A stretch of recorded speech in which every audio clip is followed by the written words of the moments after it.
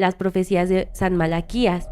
Él supuestamente predijo a 112 papas. Él, mandó a desenterrar un cuerpo, por coraje. Y de hecho, no sé si sepan, pero se dice que cuando nosotros nos persignamos, hacemos justo lo que es una cruz invertida. Y que en eso vio un muchacho saliendo del cuarto del papa que daba las misas en esa iglesia. Bienvenidos a un episodio más. Yo soy Yadira Guzmán. Y yo, Arly Reyes. Y juntas somos Misteriosas Podcast.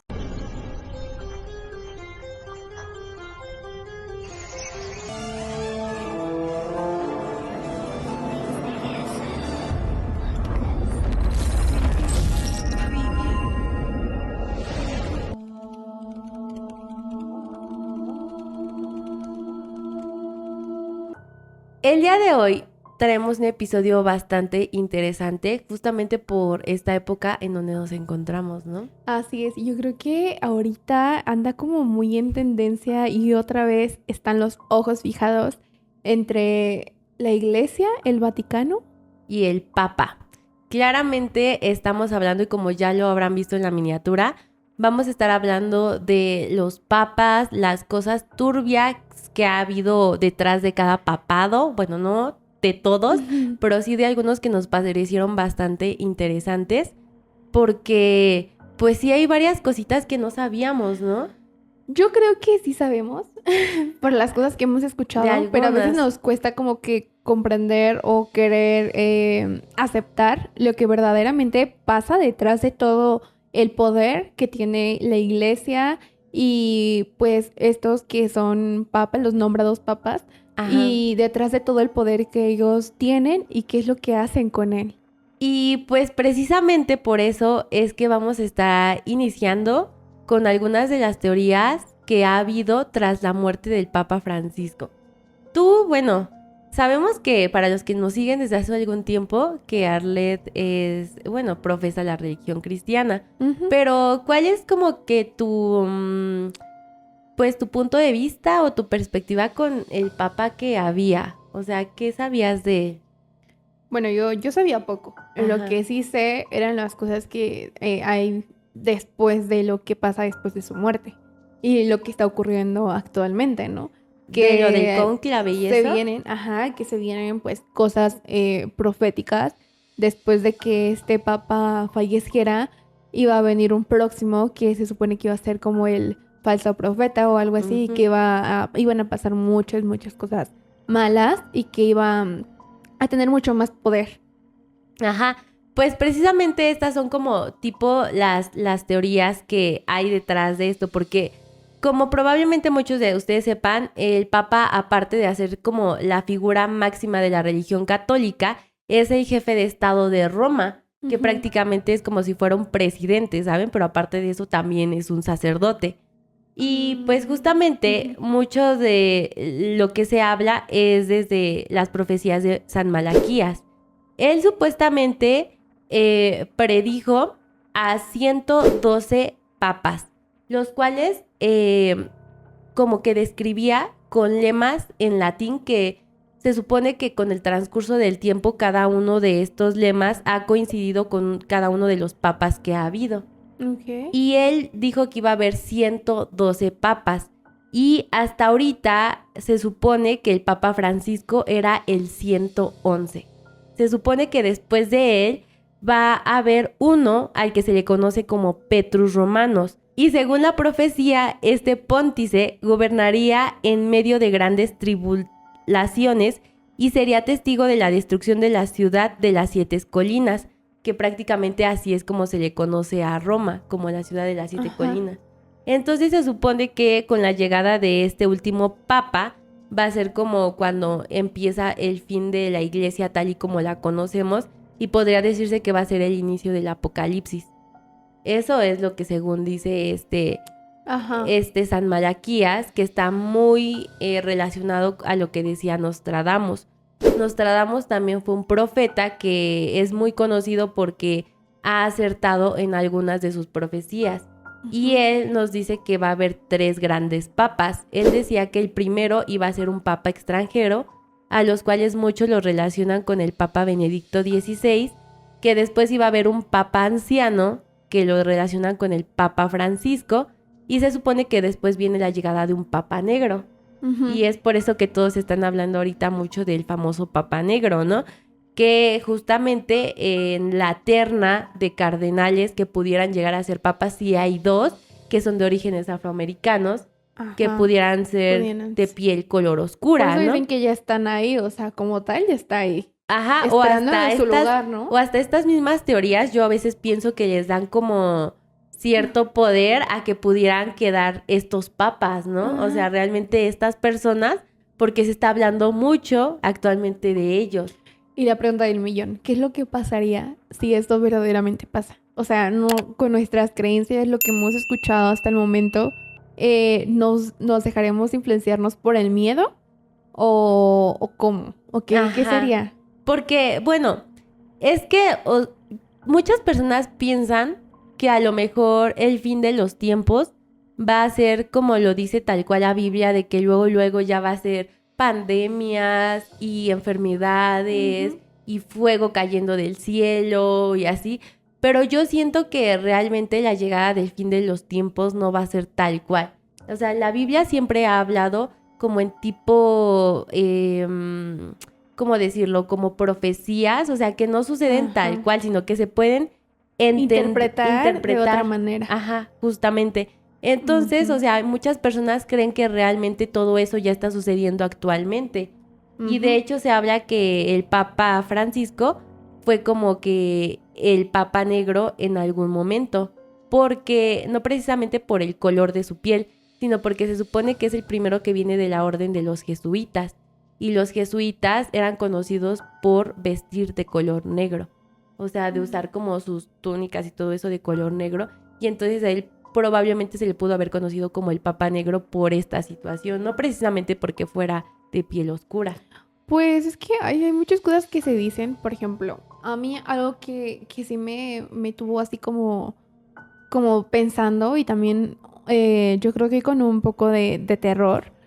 El hecho de que en la misa que hubo acerca de su muerte, del último papa, o sea, la misa que se hizo, que se supone que fue una misa negra, lo interpretan actualmente como algo bueno, pero también puede ser algo malo, como lo que hablábamos en otros videos, de que tienen doble sentido. Entonces, justo, o sea, dicen que las misas negras son rituales que toman elementos de la misa católica tradicional para, o sea, invierten o los profanan deliberadamente porque están asociados al satanismo o movimientos ocultistas y a actos de rebelión espiritual. Entonces, por eso muchas personas ahorita están diciendo que a lo mejor tiene algo que ver con el próximo papa que va a ceder el lugar, porque están dando la iniciación a algo controversial, o sea, a algo que ya el mundo de los ocultistas va a tomar poder. Sí, o sea, no tratemos de tapar el hecho de que hay varias cosas que ha hecho la iglesia que pueden malinterpretarse, porque incluso en pues los rituales que se le han hecho al papa como para su funeral y eso, hay varias cosas que sí parecen símbolos masónicos. También es una realidad que hay varias cruces invertidas en varios lugares. Y pues justamente eso podría prestarse a que las personas pensaran que son rituales tipo satánicos, ¿no? Pero, por ejemplo, lo que yo estuve investigando acerca de la cruz invertida, se supone que esto para la iglesia es como un símbolo de humildad, porque se supone que el primer papa fue el apóstol San Pedro, que fue condenado también a ser crucificado bajo los mismos delitos que Jesús. Él se supone que lo iban a crucificar, y cuando lo iban a crucificar, él dijo que no se creía capaz de ser crucificado de la misma manera que Jesús, porque obviamente Jesús era lo máximo, ¿no? Entonces él, como en un símbolo de humildad, quiso ser crucificado con la cruz al revés. Y entonces es por eso que actualmente el símbolo de la cruz al revés es como interpretado por la iglesia como un símbolo de humildad. Y de hecho, no sé si sepan, pero se dice que cuando nosotros nos persignamos, hacemos justo lo que es una cruz invertida. O sea, porque si te imaginas, está como que el palito así y ya después aquí, pues está como invertida, ¿sabes? Pero, o sea, es que ahí yo vengo ahora sí que con mi controversia. Se supone que la cruz invertida tiene dos significados, dependiendo del contexto. Ajá. Muchas personas, el primero, pensarían que es satánico, ¿no? En el cristianismo antiguo, pues se dice que es conocida como la cruz de San Pedro, justamente lo que acabas de explicar. Y bueno, el segundo sería porque en el uso moderno o ocultista, muchas veces las cruces invertidas se asocian con el satanismo y antirreligión. Y también es usada para simbolizar rechazo al cristianismo o rebeldía contra lo sagrado. Entonces, en conclusión, este símbolo sí puede simbolizar humildad, como tú dices originalmente, de a lo mejor de la antigüedad, pero también es una oposición al cristianismo. Entonces, ahí y muchas nos damos cuenta que en muchos otros videos que hemos hablado de la música, donde hay cosas satánicas y todo esto, hay que levantar un poco más los ojos y la vista, abrir la mente, porque también los mismos... los que pertenecen a la cultura pop y del reggaetón y todo esto, ocupan mucho de esos símbolos. ¿Y tú crees que de verdad, con todo lo que hemos venido viendo hasta ahora, puede tener también ese doble sentido? O sea, de que piensas que estás haciendo algo bueno, pero estás haciendo algo malo en realidad. Es que, o sea, también si nos ponemos ya a pensar malamente como sí lo deberíamos de hacer, ¿no? O sea, no significa que que el hecho de hablar de iglesia y catolicismo o cualquiera que sea la religión, significa que únicamente va a haber personas buenas ahí. O sea, no hay que generalizar. De hecho, a lo largo de este video vamos a estar hablando de personas que profesaban la religión como que es algo bueno, pero que hacían también cosas malas. Entonces, pues también vamos a decir que se ha hablado desde hace mucho tiempo acerca de las teorías conspirativas y de los masones y de los extraterrestres, que han buscado la manera de irse adentrando a los grandes movimientos de masas. Y la iglesia es algo que mueve muchas masas, que mueve muchas personas, que mueve muchas maneras de pensar. Entonces, estas personas han buscado infiltrarse a este tipo de, pues sí, a la religión y a estos grupos jerárquicos grandes en la iglesia, hasta incluso detrás del papa o hasta mismos papas, que más allá de ver como por la población y por lo que se supone que fueron creados, pues realmente ellos trabajan para alguien más, ¿no? O sea, no precisamente es lo que se piensa. O sea, yo sí entiendo esa parte, pero yo estoy más a la defensiva de que, güey, es que mi manera de pensar es como, ¿por qué hacen eso si se supone que eso no viene en la Biblia? O sea, en la Biblia no dice, es que la cruz invertida tienes que persignarte de esa manera porque es un significado de humildad de San Pedro. O sea, San Pedro, para empezar, ¿quién fue? Fue un apóstol, papa, ¿no? Al final de cuentas fue un papa, un humano. Dios y Jesús no inculcaron eso en la Biblia para que todos los seguidores lo fueran haciendo cultura tras cultura. Entonces, para mí, bueno, yo respeto como las decisiones de cada quien y los pensamientos, pero para mí dice, ¿dónde viene en la Biblia que tienes que hacer eso? O que tiene que haber un papa, ¿no? O que tiene que haber... ¿dónde? Porque el poder tiene que estar concentrado en una persona. Si bien Jesús no concentró el poder, sino en Jesús, ni en Jesús sino él, en lugar de tener tantos apóstoles, hubiera dicho, ¿sabes qué? Tenemos, no sé, 10 apóstoles u 11 y tú vas a ser el líder, ¿no? O sea, como que nunca quiso fijar un liderazgo en una persona como para que... todo el poder se centrara en él. O sea, al final, ¿por qué lo vemos como un poder? O sea, porque vemos la religión como un poder. Es a lo que yo me refiero. Pero... sí, al final terminó convirtiéndose en eso, ¿no? O sea, empezó como seguidores de justamente el catolicismo, pero llegó al punto de hasta crearse su propio estado, con sus propias leyes, con su propia moneda, con su propio idioma.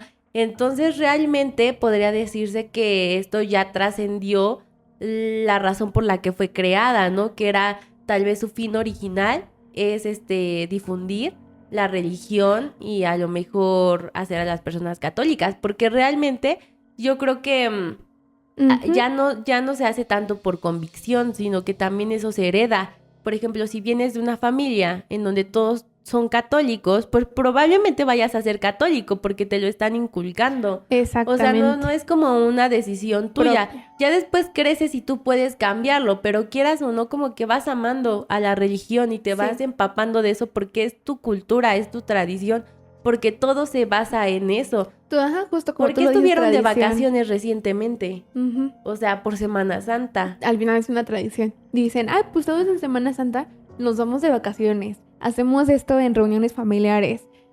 No sé. ¿Por qué comes pescadito? O sea, ¿por qué comes romeritos, no? O sea, todo eso se asocia justamente a Pascua y a lo que es Semana Santa, pero es algo que traemos inculcado y que quieras o no, le vas a ir transmitiendo a tus hijos.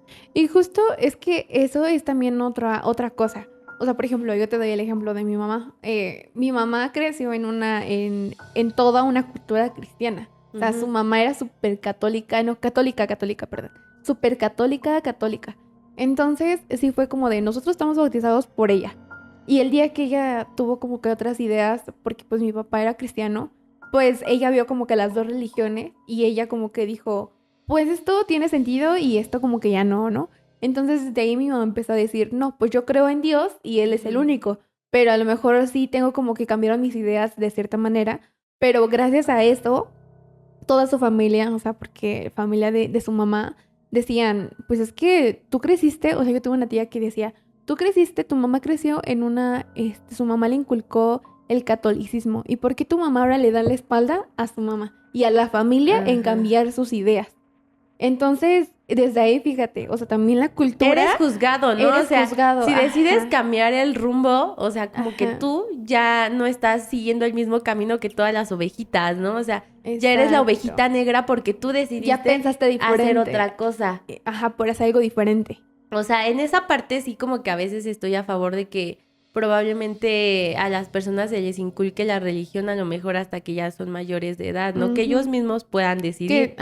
Cuando ya piensan Pero también está eso de que, o sea, si quieres casarte, tienes que bautizarte, confirmarte y hacer todo cuando ya estás grande, que también ya les da vergüenza. O sea, hasta para tomar decisiones personas, ¿no? nuestras en nuestra vida, también tiene que ver, entra ya ahí la religión, o sea, te obliga a que si tú no tienes tu bautizo, tu confirmación, no te puedes casar y estás obligado a hacerlo. Muchos lo hacen por obligación, porque pues me quiero casar, pues ya tengo que hacer esto. Bueno, pues ya lo hago. Nada más para tener Pero también porque te quieres casar, ¿no? O sea, es que, bueno, ahí entra muchos pensamientos, porque a lo mejor el casamiento, más allá de lo religioso, ya se está volviendo, y de que justamente te presentas ante Dios para que bendiga tu matrimonio, ya es más como algo popular, ¿no? Como una moda popular el casarte, ¿no? Eso, si tú te casas significa que la otra persona te ama, o sea, que está dispuesto a estar contigo toda la vida. Ajá, o sea, eso es lo que realmente significa para nosotros. Pero, o sea, el fin de casarte por la iglesia no es eso, no es que la otra persona te demuestre que quiere estar contigo toda la vida, sino que más allá de eso es presentarse las dos personas ante Dios para que Él bendiga su matrimonio y de alguna manera el matrimonio vaya bien, ¿sabes? Pero nosotros ya lo estamos cambiando de ideas a tal punto de que si profesas otra religión, tienes que de alguna manera volverte al catolicismo con tal de contraer nupcias, como generalmente nos lo ponen a todas las mujeres desde que somos unas niñas, o sea, de que tienes que casarte de blanco por la iglesia. Tener hijos. Así lo ponen hasta en las películas, o sea, saliendo de la iglesia y el vestido blanco. Y realmente se vuelve un sueño para muchas mujeres, pero realmente quizás no es lo que quieran. O sea, imagínate si eso fuera en lugar de ser algo católico, fuera algo cristiano, probablemente la mayoría de las personas se convertirían al cristianismo únicamente para cumplir con ese sueño. No sé si bueno, al final de cuentas, existen bodas de todo tipo, ¿no? Porque Ajá. hasta en el cristianismo, o sea, puedes ir y es verdad que no te piden que tú seas católico. Bueno, si tú eres católico y te quieres casar en una iglesia cristiana, no te piden el tener, no sé, una confirmación y esto, o sea, solamente creo que te piden estar presentado ante Dios y ya, o sea, no son Ajá. requisitos porque al final de cuentas Dios no te pide nada, nada para darte su bendición. Entonces es lo que nosotros damos a entender de que en el cristianismo no hay condiciones. Pero a lo que voy es como tipo primado negativo, ¿sabes? O sea, cosas que te van metiendo desde que eres chiquita, como para que al final lo termines haciendo, pero no por las razones que deberían de ser. Sí. Esa es la conclusión de todo este tema. Pues sí. ¿No? Y pues bueno, para ya no extendernos tanto en eso, ya comenzamos a meter en ahora lo sí que es el tema. Con las cosas que... Yo creo que las cosas que tenemos que ocultan o lo oscuro que han pasado los papas, ¿no? Por ejemplo, ¿tú sabías que hubo una papisa? O sea, una mujer papa. De hecho, tú también la traes, ¿no? A ver. Sí, bueno, pues se supone que era había una leyenda, ¿no? Porque no se sabe si es verdad o es mentira. Ajá, sí. Entonces lo consideran como más una leyenda o algo que a lo mejor el Vaticano o el catolicismo quiso ocultar, precisamente por las... Bueno, ahorita pues las cosas que pueden llegar a pensar, ¿no? Que dejen de creer en el catolicismo. Se supone que fue una mujer que se vistió de hombre y que era demasiado inteligente porque quiso dar a entender que una mujer también podía ser papa, ¿no? Y además era un sueño a lo mejor para ella y por eso es que hizo esos motivos. Pero dentro de eso pues, también hay una historia. Algo así como lo que hizo Sor Juana, que aquí en México la conocemos por el hecho de que se convirtió en hombre o se disfrazó de hombre con tal de poder estudiar, que era algo prohibido para las mujeres en ese entonces.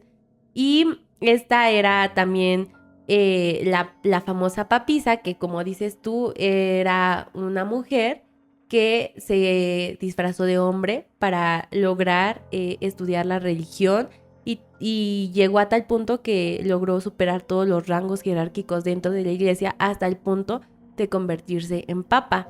Se supone que la razón por la que la cacharon es porque en una procesión en la que estaba caminando, ella obviamente había tenido intimidad con un hombre y quedó embarazada.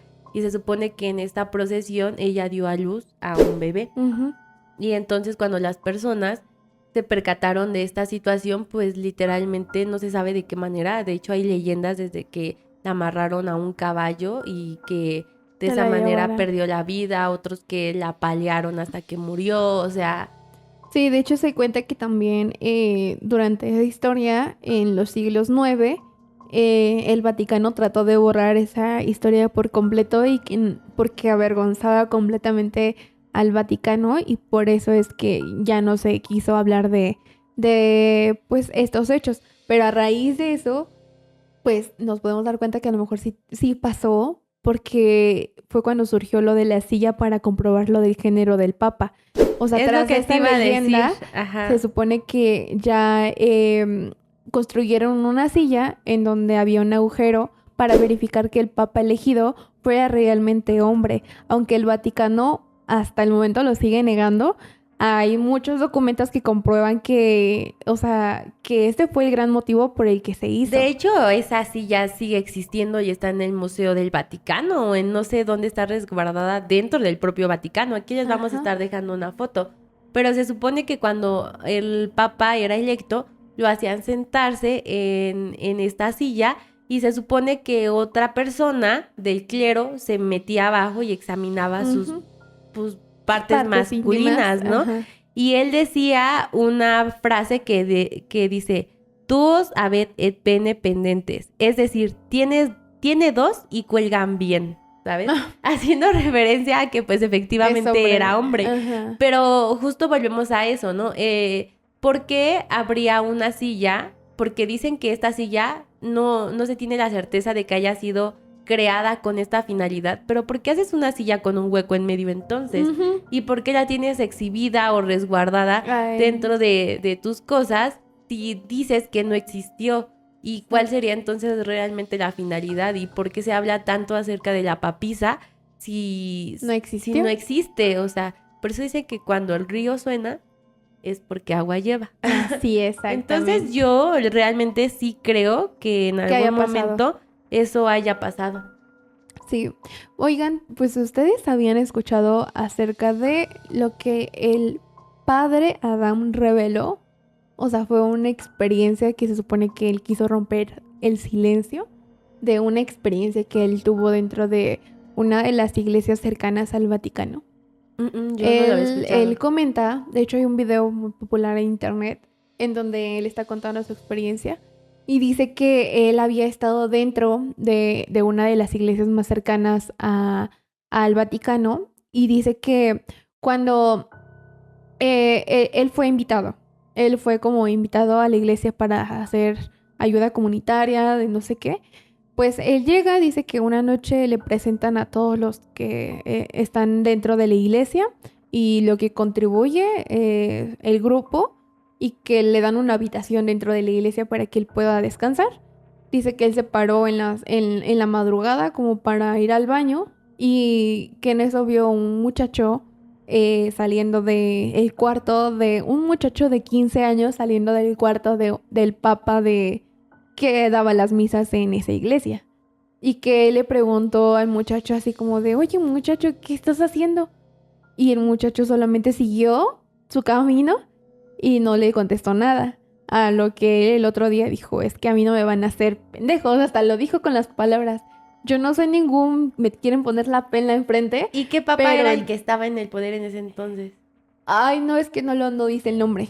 Pero dice que ya dice, me querían poner la P en la frente, pero pues no. O sea, necesita ser muy, muy tonto para no saber lo que está ocurriendo dentro de.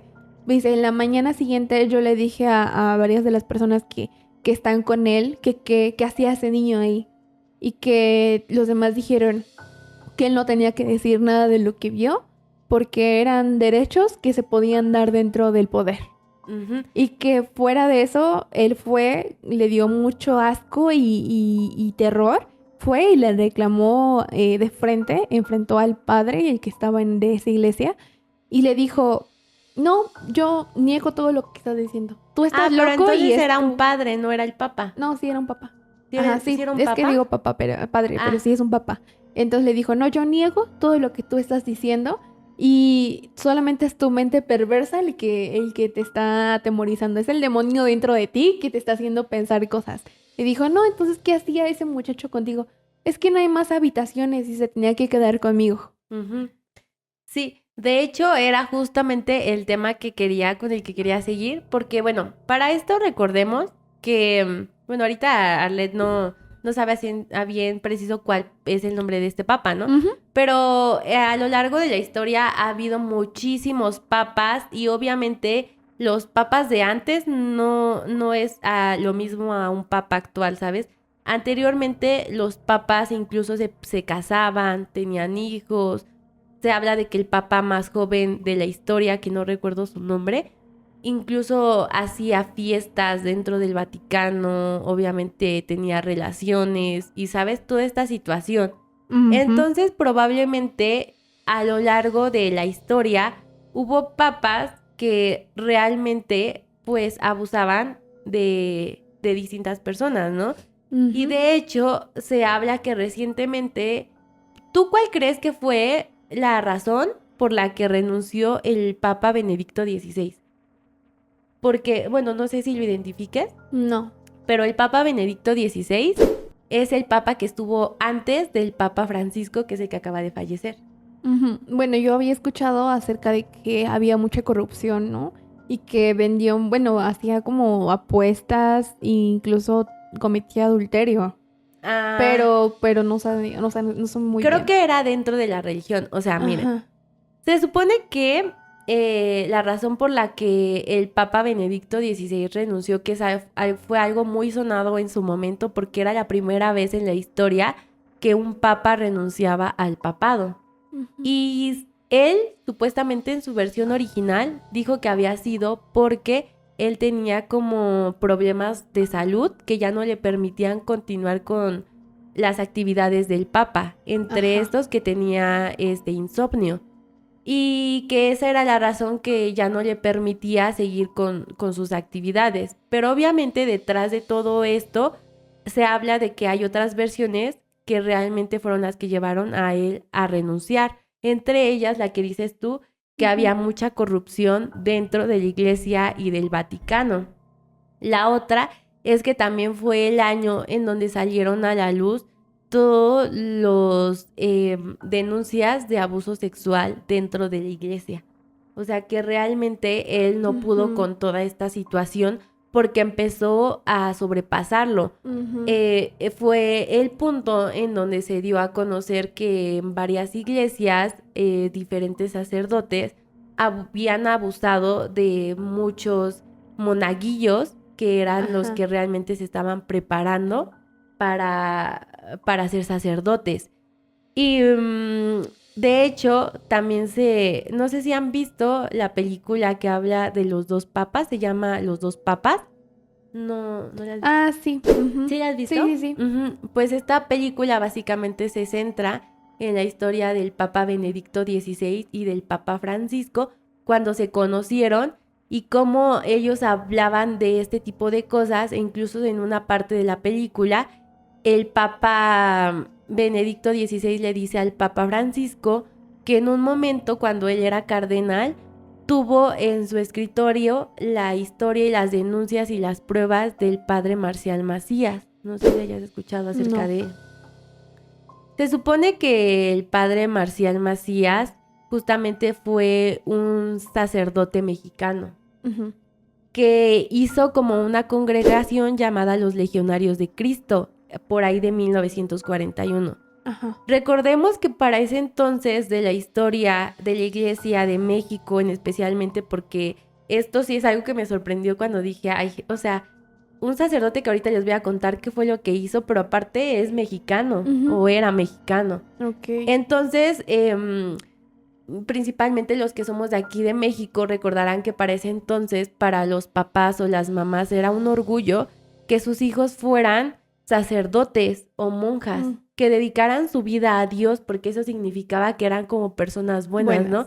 O quizás si te estabas saliendo del camino y te estabas volviendo como rebelde y así, te amenazaba. Metían a los conventos, ¿no? Te voy a meter al convento, o vas a hacer todo por eso, padrecito, ¿sabes? Porque era como que su manera de corregir el carril de estas personas. Entonces probablemente muchas de las personas que estaban ahí no estaban por convicción, ni porque fuera su deseo ser sacerdotes o monjas, sino porque muchas veces eran obligados o era su salida a lo mejor a maltratos dentro de la familia.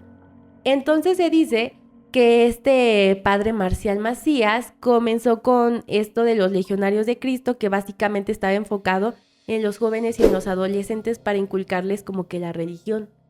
Se dice que pues estos legionarios eran personas de mucho poder y de mucho dinero, y que su manera de reclutar muchas veces era que iban a los distintos lugares en donde estaban estos monaguillos, y si eras bien parecido y tenías una edad entre de 8 a 14, 15 años, te llevaban contigo, bueno, se los llevaba con ellos, supuestamente para seguir con esta carrera del sacerdocio, pero después se supo que muchos de estos monaguillos fueron abusados por este padre. Él estuvo más o menos como 40 años en todo lo que fue la iglesia, haciendo todo esto, y se dice que abusó de más de 60 menores de edad. Y ya saben, obviamente, de qué manera, ¿no? También, bueno, vamos a hablar de que en esta época era muy difícil o era un tabú hablar acerca de los abusos sexuales, ¿no? Sí. O sea, los papás generalmente no les creían a los adolescentes, o si tú les decías, es que tú lo provocaste, te pasó porque seguramente tú te le insinuaste, ¿sabes? O sea, ese tipo de pensamientos que tenían en ese entonces. Entonces, muchos de estos niños se callaron y terminaron traumados de por vida. Incluso muchos se habrán quitado la vida, y esos son de las personas que se supo que denunciaron. Hay muchísimos casos más de personas que no denunciaron. Y como te digo, esto era como una secta o es que no hay otra manera de llamarlo, de distintos sacerdotes que probablemente sabían lo que hacía Marcial Macías. y que ellos compartían esta misma enfermedad mental por querer estar con niños. Y después se supo con el paso de los años y las investigaciones que se hicieron que hubo más de 175 niñas y niños abusados por más de 33 sacerdotes. No, o sea, por eso te digo, ya era una secta de pederastas. Sí. Y luego, o sea, independientemente de que haya sido aquí en México, o sea, es algo que no sé cómo la iglesia pudo guardar y callar tanto tiempo eso. Se dice que para ese entonces incluso el Papa Juan Pablo II supo de esto porque el Papa Juan Pablo II era muy cercano a Marcial Matías, o sea, se conocían. Entonces, se supone que cuando empezaron a ver estas denuncias, porque obviamente estas denuncias no salieron de la noche a la mañana, ¿no? O fueron denuncias que se fueron acumulando a lo largo de los años. Y entonces la iglesia le fue haciendo caso omiso, y por eso es que en esta película de los dos papas, el Papa Benedicto XVI le dice al Papa Francisco que él tuvo en su escritorio este caso. ¿Y sabes qué es lo que hacían cuando llegaban con ellos? No, ¿qué? Ajá, únicamente cambiaban al padre Marcial Matías de iglesia. No inventes. Ajá, o sea, en lugar de destituirlo, en lugar de hacerlo pagar por todos esos abusos, únicamente lo cambiaban de iglesia. Y era obvio que lo iba a volver a hacer. Que lo iba a volver a hacer. Claro. Y le decían así como cuando vas y te confiesas, ¿no? De que reza 10 padres nuestros y esto, y ya con eso se van a perdonar tus pecados. No. Obviamente no.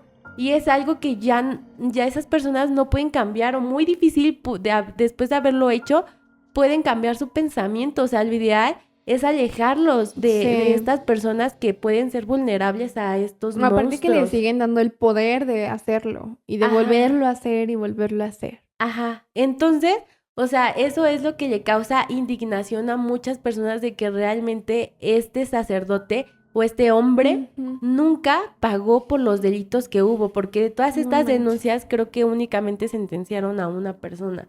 Pero te estoy hablando de que hubo 33 sacerdotes que hicieron eso. No. Y no quiero generalizar, ¿no? No estoy hablando que todos sean iguales, porque probablemente haya sacerdotes que son muy buenos y que realmente hacen su trabajo, pero es que ya no estamos para saber quiénes son y quiénes no, porque, o sea, bien puedes ver a una persona, pero nunca vas a conocer qué es lo que traen dentro. Es como dicen por ahí, no sabes a quién le estás besando la mano. Ajá. Porque es justo, o sea, yo tengo una compañera ahí en el trabajo que me dice, güey, yo ya neta, yo dejé de hacer eso mucho tiempo, de besarle las manos a los padres de las iglesias. Porque no manches, hacen peores cosas que uno. Y ellos están allá adentro. Dice, yo conozco uno que está dentro de la iglesia. Me dice, y todos van, le besan la mano. Y ay, padrecito, ay, esto y el otro, Santi, que no sé qué tanto le dicen. Y yo sé que por acá afuera se anda clochando a una de mis amigas. Y dice, y obviamente de más joven que él, o sea, por mucho. Y él... O muchos de ellos tienen hijos. O tienen como que familias que obviamente... pues no sacan a la luz, ¿no? Pero que a lo mejor entre pueblos saben, ¿no? Y a lo mejor permiten todo eso. Y justo había como esta controversia porque una de las justificaciones que manejaba el Vaticano es que al final decían de que, pues es que son humanos, son hombres, pueden equivocarse. O sea, como justificando el hecho de que por el hecho de entregar su vida a Dios, o sea, se pierden de ciertos placeres de la vida, como es el hecho de tener una esposa y a lo mejor tener hijos. Y que quizás esta como represión es la que los orilla a cometer estos delitos con personas que a lo mejor no pueden decir nada, ¿sabes? Pues que simplemente, o sea, si tú sabes a qué te atienes, pues entonces aléjate. Yo diría de que eso, no tiene justificación nada, o sea, nada de esto tiene ninguna justificación. Mira, a lo mejor yo no podría juzgar a un padre que tuviera una esposa, ¿no? Si no está haciendo nada mal, al final de cuentas, Dios dice que nunca dice que no puedes tener una esposa. Sí. O sea, nunca ha dicho, ay, mis seguidores no pueden casarse, al contrario. Pero... Incluso lo hemos platicado en otros episodios de que se dice que incluso Jesús era esposo de María Magdalena y que incluso pudo haber tenido hijos. Efectivamente, como dices tú, en ninguna parte dice que ellos deben de casarse con la iglesia y que no pueden tener familia. Pero es que entre esas cosas son las cosas que tienen ocultas todas las iglesias y detrás de toda la cultura pues católica, pues sí, el hecho de que no los dejen tener esposas es cruel, es inhumano, porque al final de cuentas son humanos que sienten, pero no justifica, eso sí, yo no justifico el hecho de que sean pederastas, de que abusen de niños, de que, o sea, si tú abusas de un niño, ¿qué hacen? Todo el mundo te tacha, todo el mundo, o sea, es obvio y te encierra, ¿no? Y es ese castigo que deberías de merecer, pero porque una persona que es padre o tiene ese poder de la iglesia, ¿por qué sí pueden ser perdonados? ¿Por qué a ellos sí los aceptan y ocultan todo eso? Y sin embargo, casi todos siguen el mismo camino. Sí, es que, o sea, como dices tú, no es ninguna justificación y tal vez también yo no estoy de acuerdo en el hecho de que ellos, por el hecho de ser sacerdotes, detengan su vida como humanos y a lo mejor no puedan tener familia, ¿no? Eso no justifica que hagan ese tipo de cosas. Pero pues también yo me he encontrado con varios sacerdotes que durante toda su vida, después de dar su misa y todo eso, viven en las iglesias y viven solos. Y entonces tienen como una vida llena de soledad cuando son ancianos. Entonces eso pues sí es triste, ¿no? Pues sí. Y no precisamente son personas que hayan hecho algo malo en su vida. Probablemente haya padres o sacerdotes que hicieron todo bien durante toda su vida y que realmente fueron buenas personas y que están condenados a estar solos. O sea, y no hay realmente algo que digas, sí, es que para ser sacerdote tienes que casarte con la iglesia, ¿sabes? Bueno, y también ahí nos podemos poner en sus lugares, ¿no? O sea, digo, o sea, no todos son malos, todos a lo mejor, hay algunos que sí le dedican su vida a eso y aman aman su religión, pero, y hacen cosas buenas y actos de bondad y mucho, mucho así. Y me pongo en su lugar y digo, qué triste, como tú dices, que esté toda su vida sentenciada a estar solo. Y también condenamos a los que obviamente si en algún momento se sabe de que alguien hizo algo malo siendo sacerdote, tocó a un niño, le hizo esto, pues que deban de ser destituidos y castigados inmediatamente, ¿sabes? Sí. O sea, yo creo que para ese tipo de cosas no tendría que haber tolerancia, cero tolerancia por parte de la iglesia. Pero es que, o sea, si nos vamos a iglesias, es algo muy pequeño. Pero si te vas a lo de el Vaticano, o sea, no hemos hablado de eso porque lo estamos preparando para otro video. Pero, o sea, sabemos que se dice que dentro del Vaticano hay una secta precisamente de pederastas, de todos los hombres que tienen el poder dentro del Vaticano que abusan de niños, que es una secta dedicada a eso. A orgías, que pues sí, todo lo que es como el lado oscuro, ¿no? O sea, como que cosas que ni siquiera te imaginas que pudieran pasar o que realmente ellos pudieran hacer. O sea, también, por eso digo que prácticamente en toda la sociedad y en todas lo que quieras ver, no sé, escuelas, iglesias, gobierno, o sea, están esas personas malas que tienen esta mente retorcida y que siempre va a haber, o sea, siempre va a ser. Nunca va a haber un lugar 100% limpio de estas personas, porque únicamente podemos ver nuestro exterior, pero nunca sabemos qué es lo que piensan las personas. Así es. ¿Sabes? Y bueno, para terminar con este tema de Marcial Macías, pues resulta que él tuvo varias esposas y tuvo diferentes hijos. Pues no le bastaba con abusar de estos niños de que iban a ser que eran monaguillos, sino que también se supo después que abusó de sus propios hijos. No. Y al final cuando estaba llevándose a cabo su proceso para que lo metieran a la cárcel, me parece que en el 2016 perdió la vida por un derrame cerebral. O sea que realmente nunca pagó y yo creo que nunca se arrepintió por lo que hizo. Y luego digo, imagínate, o sea, la cantidad de personas que dañó y más allá de también físicamente, que claramente es un gran daño, pues también psicológicamente, que yo creo que son las marcas que te quedan toda la vida, que son cosas que nunca pueden superarse. Es una mancha oscura que claramente ya quedó en la iglesia y en el Vaticano y que ya no van a poder borrar. Así es, y aunque quieran ocultar todo esto, quieran borrar huella de todo esto, yo creo que con la información que ahorita tenemos es muy, muy difícilmente pueden hacerlo. Pero bueno, estuvo muy buena esa historia, no me la sabía. Sí, y yo sí no me la sabía. Bueno, así es, el el caso de Juan V, el Papa libertino, se le dice así, todo lo que hizo durante su papado. Ajá, que fue acusado del adulterio, incesto y blasfemia. Se supone que él murió en circunstancias muy, muy escandalosas y fue, yo creo que de los pocos que, como hemos visto hasta ahorita, han pagado por lo que han hecho. Él, tras un encuentro con la esposa de uno de los nobles que trabajaba con él en la iglesia, pues fue asesinado y mutilado por esta misma persona, o sea, el esposo de esta mujer.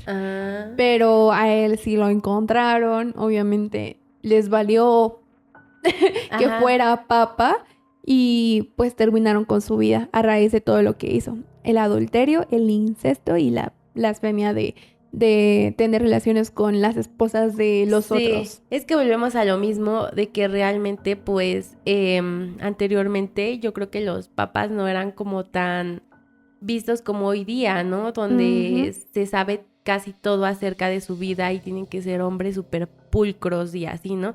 Anteriormente quién sabe cómo era la selección.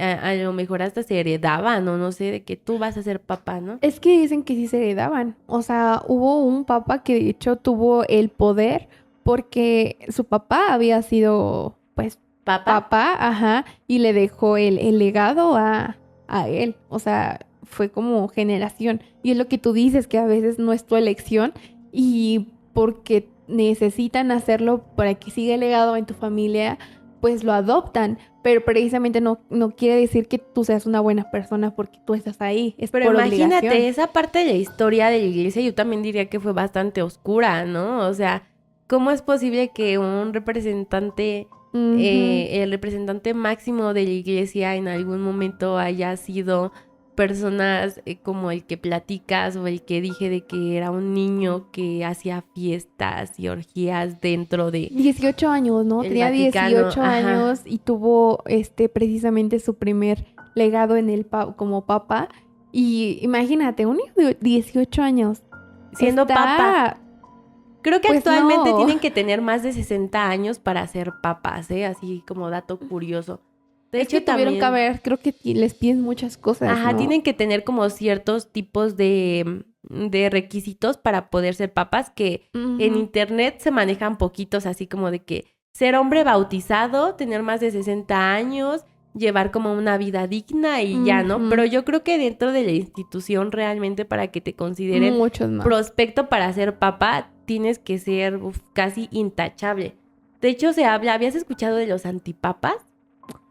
No. No, pues resulta que básicamente son estas personas que quieren ser papas, o sea, no es nada satánico ni nada de eso, sino que no cumplen con los requisitos del Vaticano para lograr aspirar a ser papas o cardenales. Entonces como que están buscando la manera de siempre derrocar al papa o de sacarlo del poder para que ellos en algún momento puedan como que tomar ese poder, ¿sabes? Yo tampoco no había escuchado de esa figura, pero sí está bastante en eso hay competencia, ¿no? Ajá. Y bueno, otro de los casos es el Papa Esteban, que estuvo en su papado entre el 896 y 897 por ahí. Se supone que este fue un papa que ordenó desenterrar y juzgar el cadáver de un predecesor. Fue porque él declaró inválido se declaró inválido su papado porque mutiló el cadáver y lo arrojó al río Tíber. Él, o sea, mandó a desenterrar un cuerpo recién enterrado, lo mutiló por coraje, por todo lo que traía adentro pero y fue no un le juicio bastó, que se llevó, ¿no? Creo que es el primer juicio que le hacen a una persona después de que haya perdido la vida. O sea, el primer juicio a un muerto, por así decirlo, ¿no? O sea, ya muerto. Y después de que hizo esto, arrojó sus pedazos al río. Porque lo condenaron culpable, ¿no? Y entonces como que le quitaron eso de que pues ya no eres considerado papa, entonces tus restos no tienen por qué ser preservados ni guardados en un lugar santo. y ya lo desecharon como basura, ¿no? Así es. Sí. Y pues yo creo que esto ha sido todo por este episodio, sí, ¿no? Creo que estuvo bastante interesante. Ahí escarbamos lo oscurito de todo este fenómeno que es actualmente lo de los papas. Esperen el video del Vaticano que se viene muy bueno. Oye, eso está muy bien, onda. Estamos guardando mucho cositas que vamos a tenerles. Si les gustó y les sorprendieron algunas cosas, espérense al otro porque, ahí sí se vienen varias cosas turbias. Así es. Pero bueno, los invitamos a que se suscriban al canal. A que activen su campanita de notificaciones para que cada vez que subamos un nuevo video les llegue la alerta. A que le den me gusta, comenten y a que nos sigan en nuestras redes sociales. Recuerden que yo me encuentro como Chica Interesting. Y yo como Arly Reyes. Y este podcast lo pueden encontrar como Misteriosas Podcast en todas las plataformas de audio. Ahora sí, sin nada más que agregar, nos vemos en el próximo y perturbador video. Bye.